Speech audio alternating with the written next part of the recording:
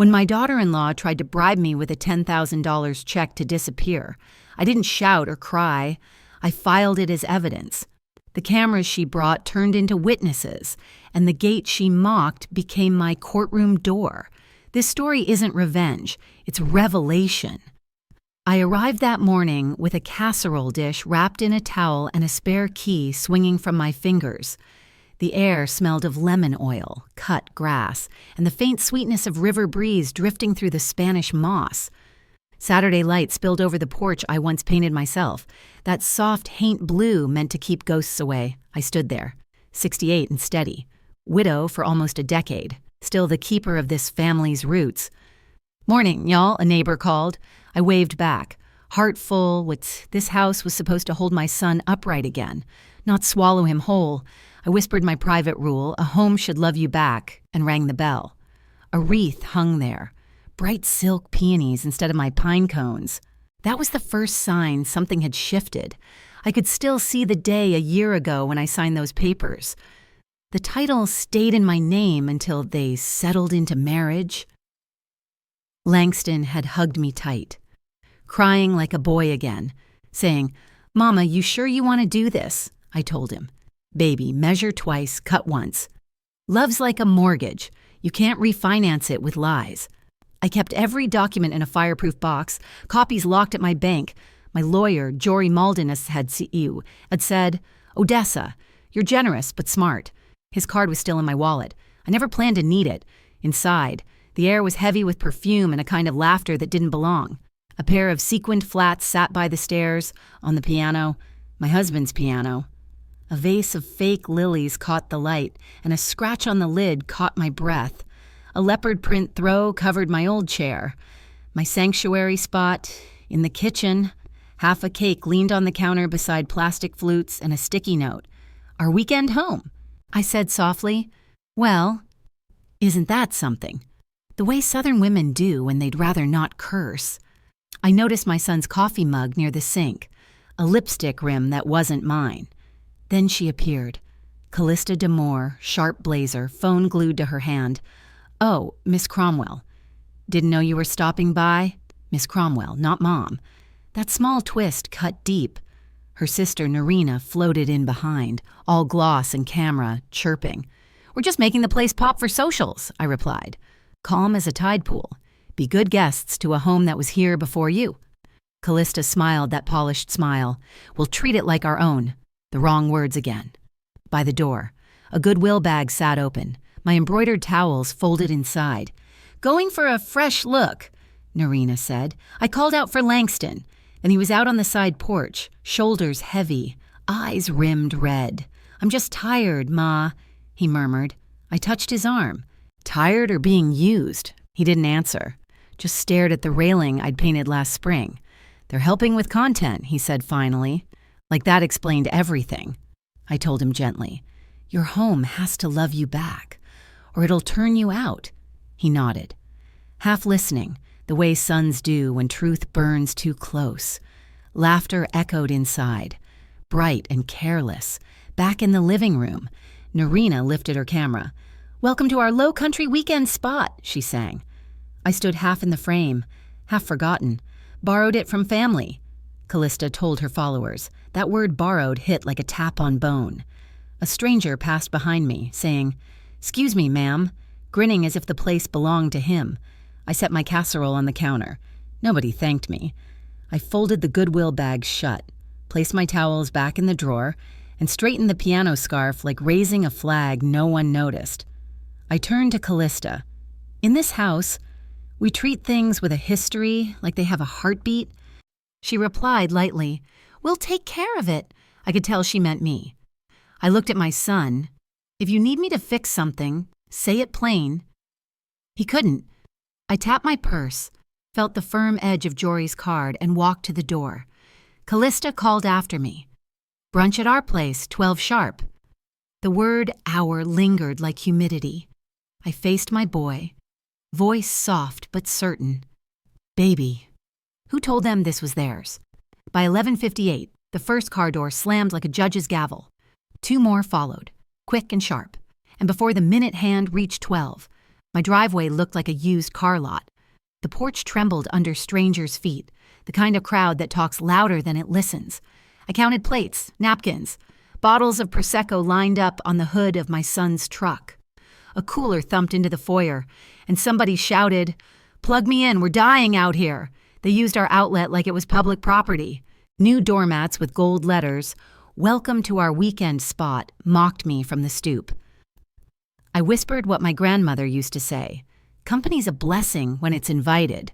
Otherwise, it's a takeover in heels. The kitchen turned into a film set. Ring lights glared off the marble. My casserole shoved to the side, lid still tight. Callista waved a hand like a director. "We'll style the counter for the shot," she said, sliding my salt cellar out of frame. A cousin popped champagne before noon. Spray hit my cabinet, sticky and sweet. No one wiped it. I did, quietly. "Y'all good?" one asked. "We're golden," another answered, already stacking props. They toasted, "To our low country base." That word, "our" again, like a mosquito in the ear. I adjusted my dish towels back into the drawer, tiny move. Mother's protest. I slipped out the side door. Langston sat on the steps, elbows on knees, head down. The sound of cicadas filled the space. He couldn't... "I'm fine. Ma," he murmured. I shook my head. "Fine just means feelings you ain't ready to name." His voice cracked. "I can't breathe in my own house." That sentence hit me harder than any insult. He said he'd been sleeping on the couch, giving up the bedroom, so guests could spread out. Groceries disappearing, his card charged for content supplies. She said it's just the weekend. He confessed. "Third weekend." I answered. "You building a home or hosting one?" I asked softly. He didn't respond. "A home that needs you invisible," I said. "Isn't a home. It's a stage. Back inside, I noticed something missing, the wedding photo. On the wall hung glossy pictures of Callista and her family, all matching linen smiles. Our photo, the one from their ceremony at Forsyth Park, was gone. I found it in the sideboard, face down, glass chipped. "Who moved this?" I asked. A cousin shrugged. "We're curating a vibe." Callista smiled that smooth smile. "It photographs better this way. Don't be precious." That word felt like perfume masking vinegar. I rehung the wedding photo right over the piano. Dead center, no speech.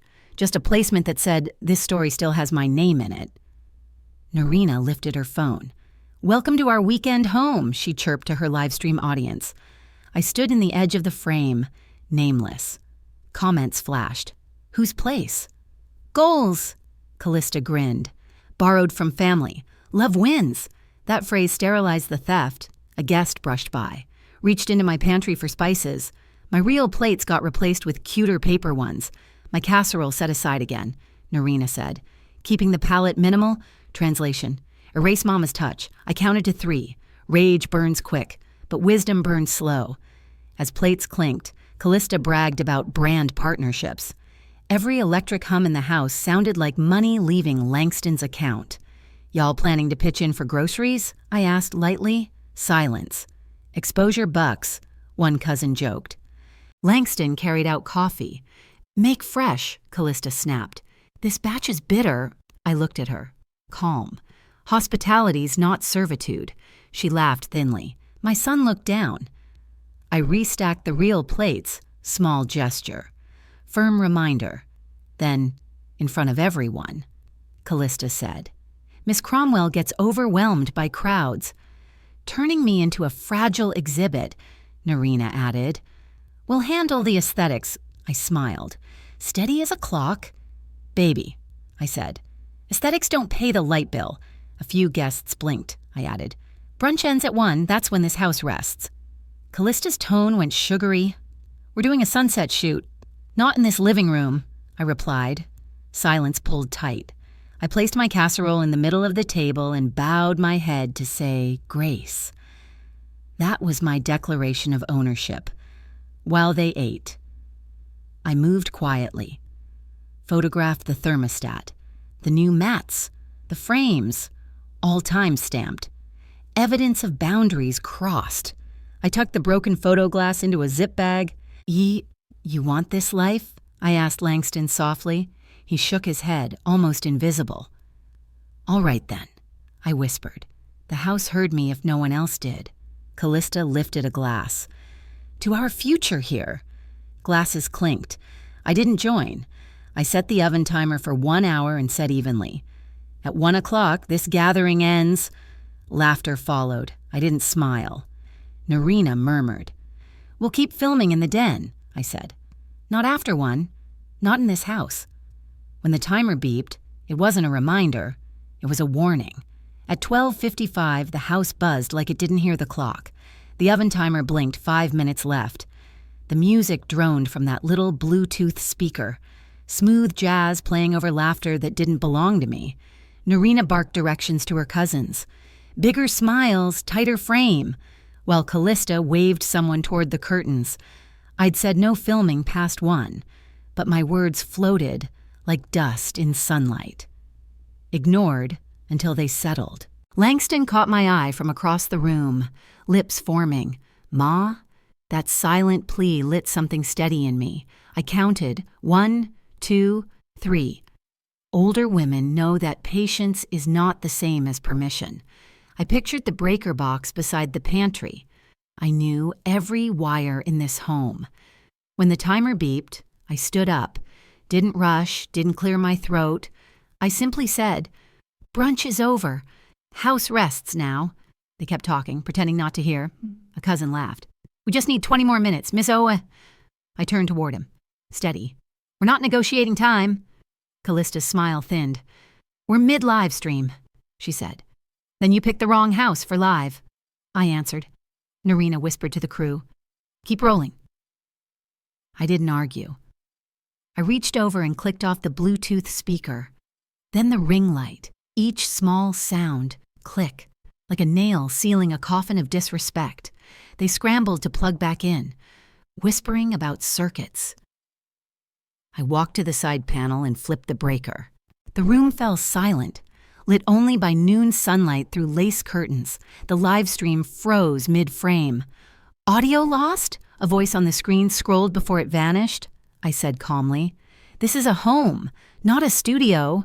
Callista's jaw locked. "You're ruining our content."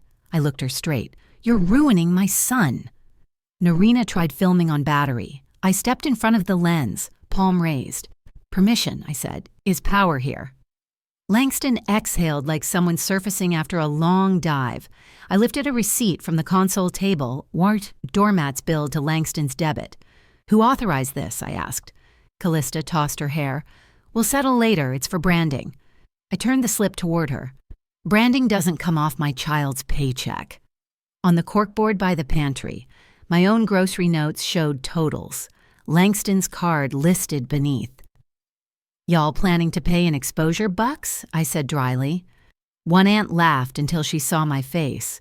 I told Langston, "Say what's true." His voice shook, but he said it. "I didn't approve these." That's when silence arrived like church bells after a storm. I opened the hallway closet. 2 big suitcases, tags torn off, not for a brunch. "Backup outfits?" Narina offered. I unzipped one. Sleepwear, chargers, a weekly pill box. Callista reached to stop me, but I kept going until I found an envelope marked utilities cash later, empty. "When folks plan to leave," I said. "They don't unpack chargers," a cousin muttered. "We're family." I looked him square. "Then act like it. Ask, contribute, respect." The air felt cleaner after truth landed. I laid a printed sheet on the island. House quiet hours and guests. My name. Langston's. Signed in ink. Rule 1. No filming inside. Rule 2. Guests depart by 1 unless invited. Callista scoffed. "You can't just make policy. Homeowners do it every day," I replied. Langston cleared his throat. Finding courage. "These are my house rules, too." For the first time, he claimed something that was his. A few guests began stacking plates, that natural tilt of power when people realize who truly runs the room. I set another timer for 10 minutes. "Gather your things. Nobody needs to be embarrassed." My tone wasn't angry, it was final. Narina grumbled about losing light. "You can film the porch," I said. "No faces.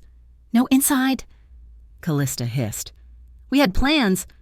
Plans change when hospitality ends. One young man apologized quietly. I nodded. Better choices always start with clear lines. Langston carried boxes to the door. Helpful, not servile. That difference mattered. At the gate, Callista paused. Let me grab my clothes, she said with a laugh that didn't fit her face. I held the gate open, my voice even. Call your mother. The word stopped her mid-step. That's something only women my age can say without raising their tone. A reminder that manners come from home training. I closed the latch. The sound echoed through the yard like justice remembering its rhythm. This house just learned my voice again. Monday morning came bright and sharp, the kind of Savannah morning that smells like magnolia and resolve. I walked into Jory Malden's office with a tote full of proof. Grocery tallies, shipping slips, and the laminated house rules I'd posted 2 days earlier. My hands didn't shake. Jory cleared his desk, pulled out that yellow legal pad and said, Tell it straight. Miss Cromwell.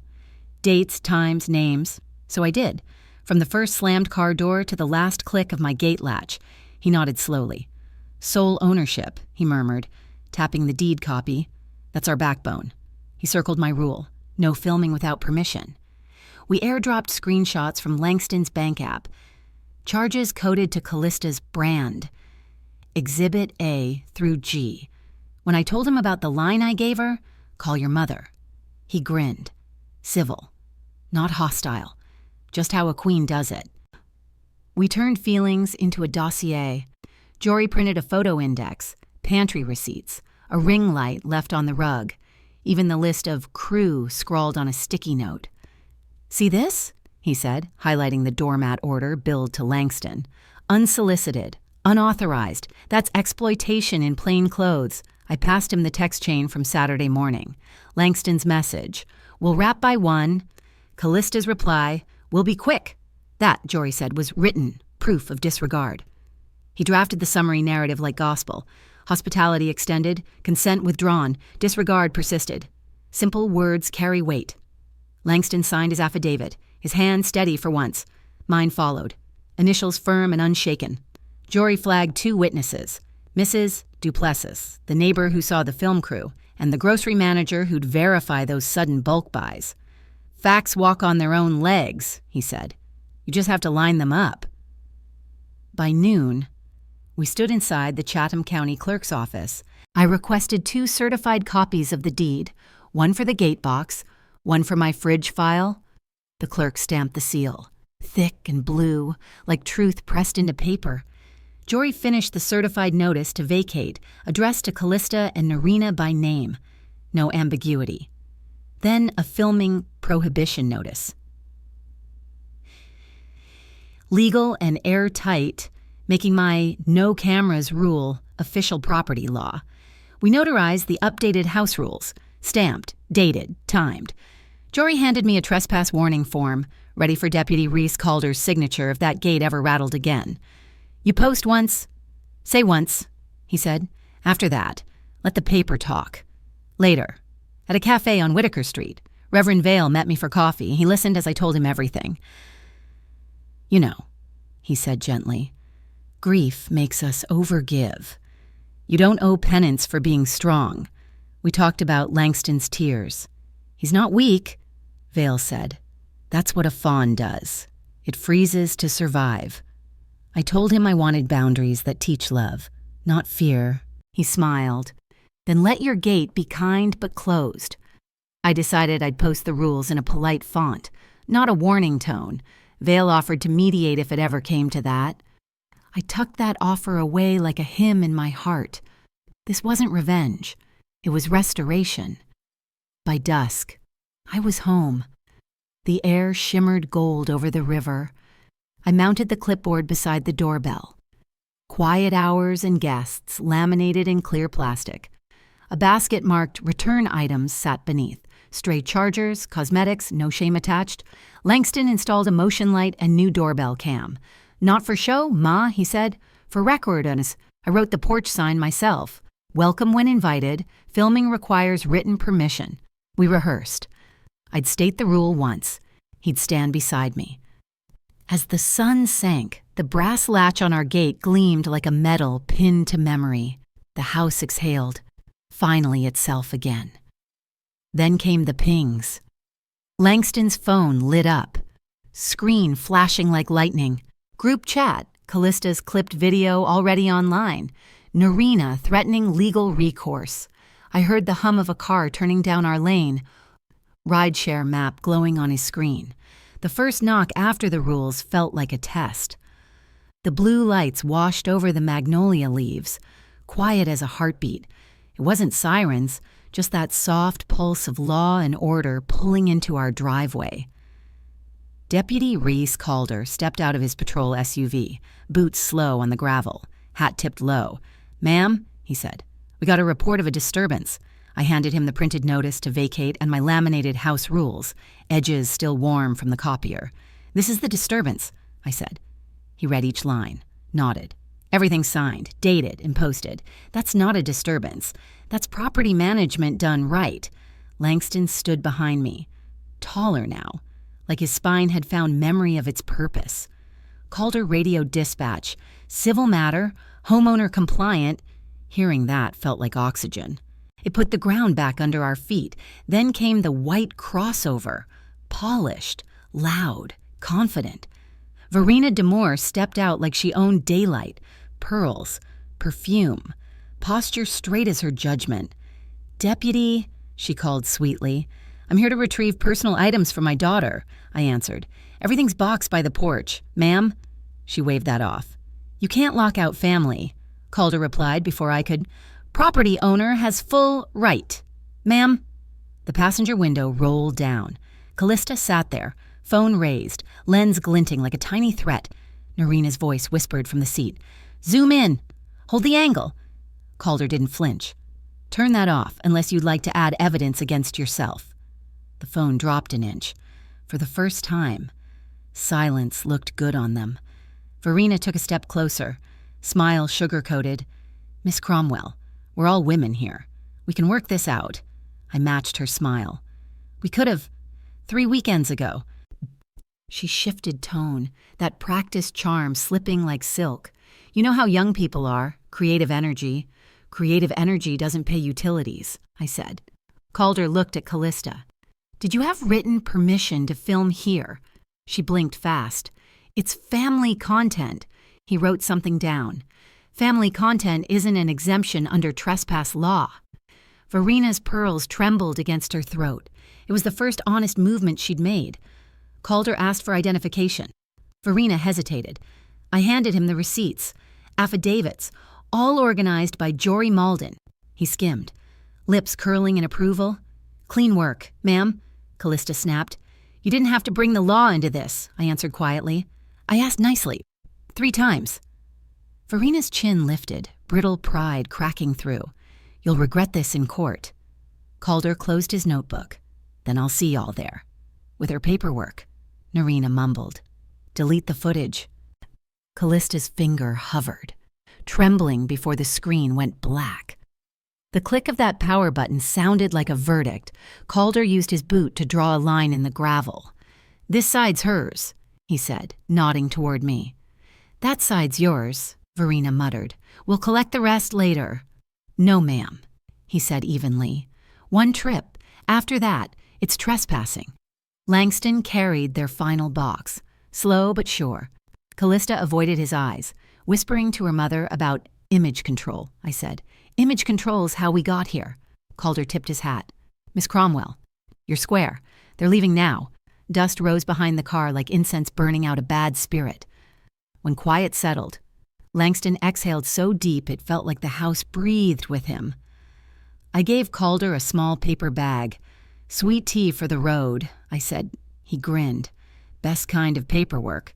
He left without fanfare. Just a nod to the porch clipboard as proof that order had manners. Inside, the silence felt earned. No tension, just peace folded into the woodwork. I whispered. "Boundaries are the backbone of love." Then, as twilight stretched across the yard, something slid under the door. An ivory envelope. No return name. Langston picked it up. "It's from Verena," he said. I opened it. A check for $10,000 and a note. Let's make this disappear. I felt the weight of the paper, then smiled faintly. Money doesn't buy silence. It prints guilt. By sunrise. The courthouse annex smelled like burnt coffee and floor wax. I carried my thermos in one hand, the ivory envelope sealed in a zip bag in the other. The clerk's counter buzzed with soft chatter, the kind that turns bureaucracy into comfort. I filled out the affidavit Jory had prepared. Attempted inducement, $10,000. Left under my door at 8:07 p.m. I dated, signed, and slid it beneath the glass. The clerk stamped it hard, the sound echoing like a lock snapping shut. The printer hummed and printed a number across the top. #412708. My new form of peace. I texted Jory. Filed. No emotion attached. His reply came back. Good. Bring the original. Langston stood beside me. Shoulders eased. I'm done being useful decor, he muttered. I smiled softly. Then start being the frame. Jory's office was cooler than usual. He reviewed every exhibit laid out like chess pieces. The photo of the envelope, the $10,000 check, the smug little note. Let's make this disappear. He spoke while writing. We'll add inducement to obstruct, ongoing trespass pressure, and unauthorized content use. His pen scratched fast. You'll call her, he said. Keep calm. Short answers. Let silence do the work. I practiced out loud. This property is my primary residence. Then again, all further contact must be scheduled and witnessed. He nodded, impressed. That's courtroom language in plain English. He set the recorder on the table. Ready when you are, Miss Cromwell. Assi dialed Verena on speaker. The timestamp rolled out loud for the record. She answered like a debutante. Odessa, dear. I kept my tone level. Verena, the boxes are at the gate. One trip. She chuckled. We'll come by and film a tidy exit. Bran needs closure. My pulse stayed even. Is that why you left the check? Silence. Then her careless reply. You're practical. It buys peace. Jory raised a brow. That word buys was gold. Family content built your son's image, she went on. We'll keep the set looking like family. I let the quiet stretch until it grew heavy. Any further entry without appointment is trespass, I said. Any inducement is evidence. The recorder clicked off with finality. By noon, the so-called family tribunal showed up like clockwork. Verena, Callista, Narina, and 2 ring lights. They carried a tiny podium and a forced smile. We're here to show unity, Verena announced, microphone already live. Deputy Calder stood nearby, body cam blinking. I stepped out beside Jory, steady as the gate post. Under case 412708, I said clearly. This is a documented retrieval only, Narina whispered. Cut her audio, Calder interjected. No muting folks on civil ground, Callista hissed. If she'd cashed the check, we'd be filming hugs right now, Jory murmured. There's your motive. Keep her talking. I faced the camera. Who authorized filming on my property? Callista fumbled. He did. Langston said yes. Langston's voice came strong. No. I begged you to stop. I unfolded the rules sheet. House rule number 3, no commercial content without written permission. Verena's smile cracked. Audiences care about story, not documents, I replied. Courts care about documents. Jory spoke firmly. Attempted inducement acknowledged. Unauthorized filming confirmed. Calder looked at his watch. Finish your one trip. No reshoots. I held up the printed case number. The red camera light flickered against it like gilt on display. Their ring lights dimmed, and the family set dissolved into boxes and tangled cords. As they loaded the last bin, a manila folder slipped out. Narina bent too fast to hide it, but Jory caught it. Inside, a temporary occupancy agreement with my name forged in looping ink. Not my O, not my hand, Verena called sweetly from the car. We love to keep paperwork tidy. I met her gaze. Then keep it clean. The wind lifted the edge of that false document. I realized what it meant. They hadn't planned to leave at all. If they forged my name, they didn't plan to leave. ever. The forensic lab smelled faintly of toner and lemon cleaner. Under the bright white light, every lie looked sharp. Jory and I watched as the examiner slid my deed signature under the microscope. "Let's compare your O," he said softly. The real one curved clean, pressure steady. The forgery trembled, hesitated, lifted mid-stroke. "This O belongs to someone else." He printed a preliminary opinion and sealed the fake document in an evidence sleeve. I initialed each bag, calm as clockwork. Facts don't need anger to stand tall. Jory took photos for the chain of custody log. "We'll file fraud and identity theft today," he said. I texted Langston. "Truth is inked." His reply came quick. "I'll stand with you." That message felt like sunlight through glass. By mid-morning, we were back at the courthouse clerk's counter. Jory stacked papers like armor. Amended petition for attempted fraud, identity theft affidavit, new trespass order.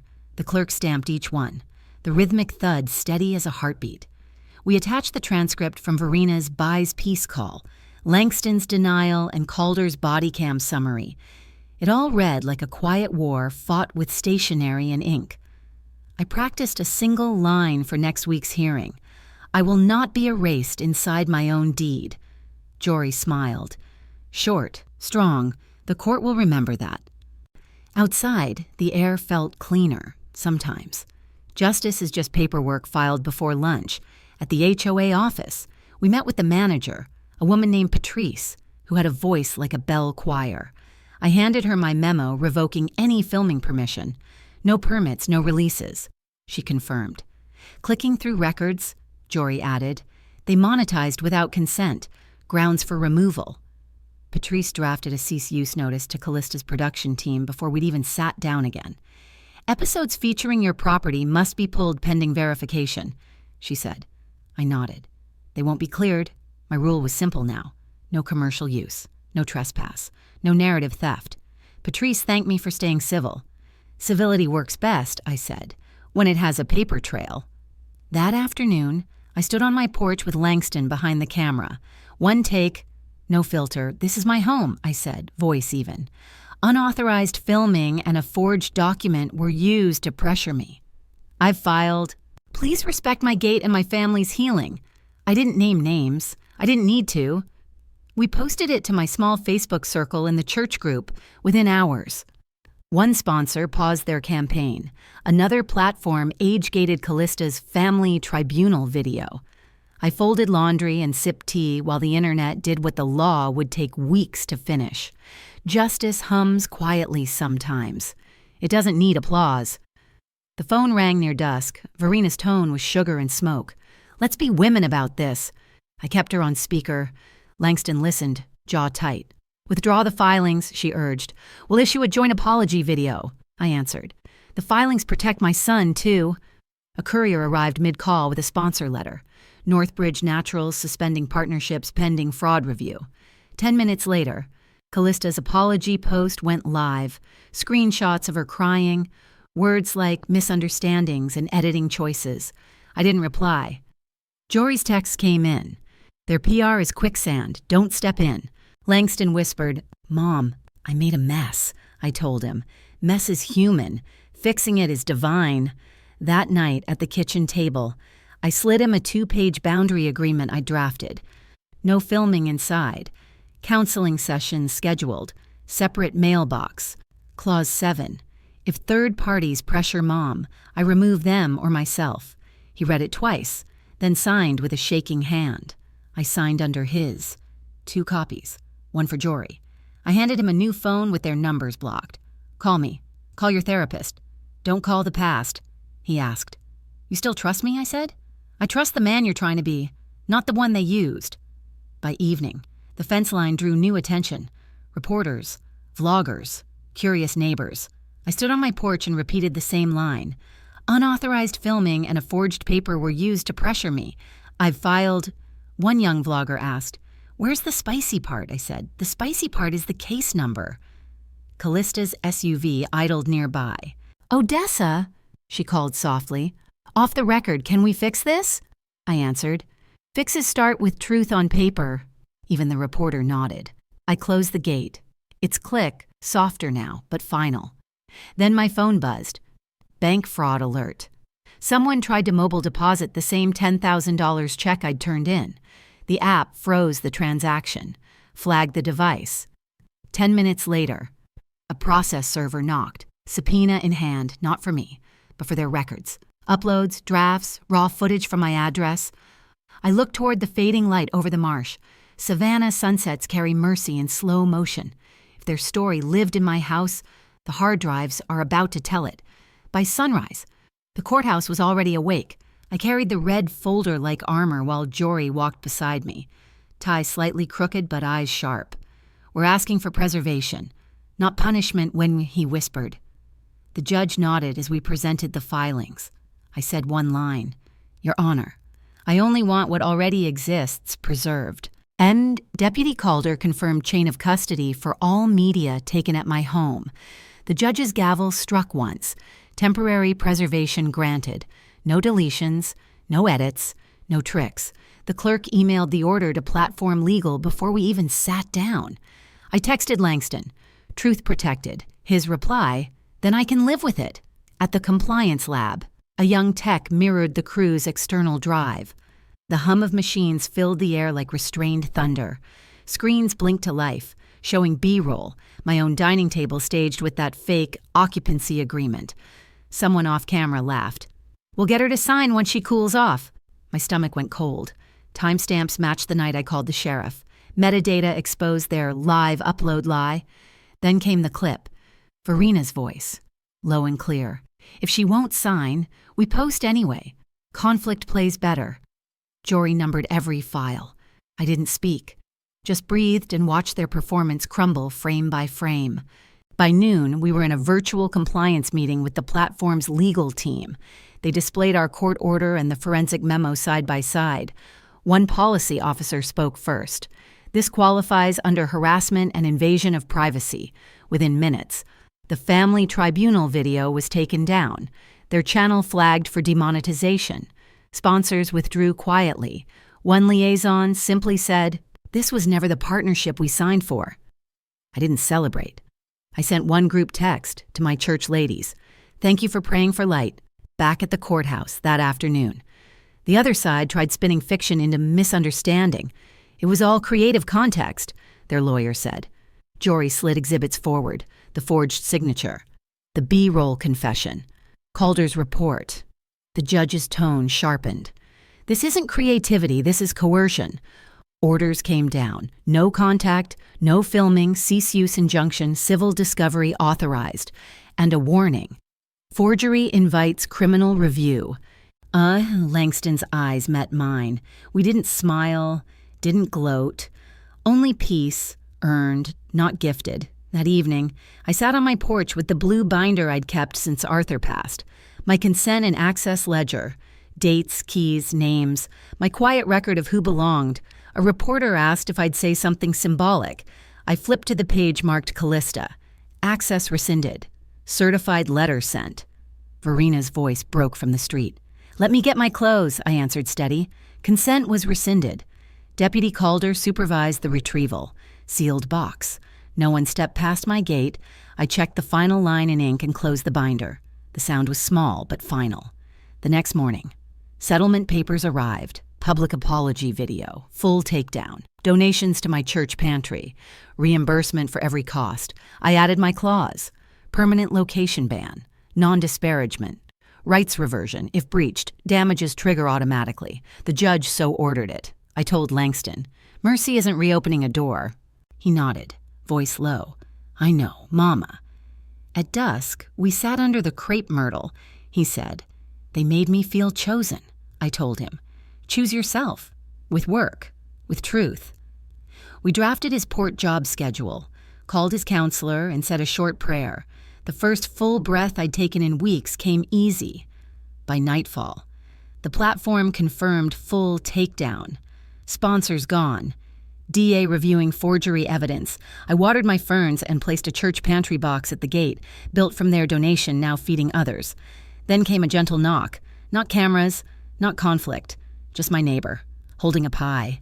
Thank you, she said, for showing us how to say no. The evening quiet didn't last long. A single envelope slid under my gate. No name, just a courthouse seal and the word appendix. I turned it over, heart steady but curious. Inside. One photo. My signature again, dated yesterday. Who was signing my name this time? And why did it look more perfect than ever?